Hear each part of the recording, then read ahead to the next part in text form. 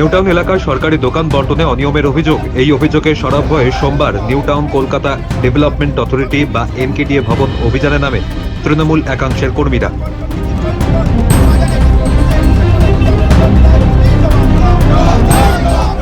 উল্লেখযোগ্য সংখ্যায় তৃণমূল কংগ্রেস কর্মীরা মিছিল করে এনকেডিএ ভবন ঘেরাও করে।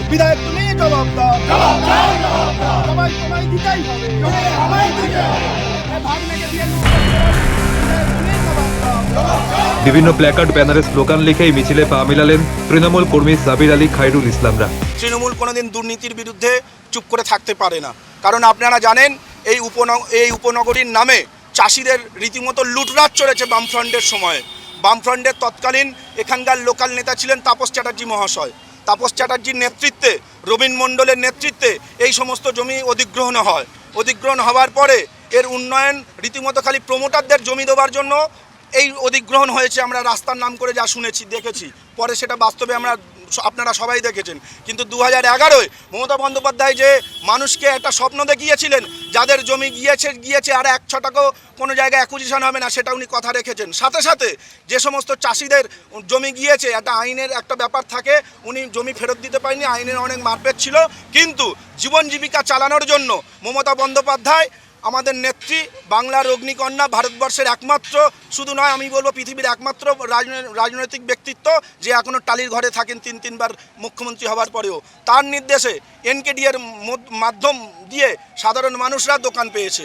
2011 থেকে 21 পর্যন্ত সব্যসাচী দত্ত বিধায়ক থাকাকালীনই কোনোদিন এই দুর্নীতির অভিযোগ কেউ আনতে পারিনি না, তা আপনাদের কাছে কোনো রেকর্ড আছে। কিন্তু 2021-এর পর থেকে কি একটা আলাউদ্দিনের চিরাগের মতো যেন সব দোকানগুলো ভ্যানিশ হচ্ছে।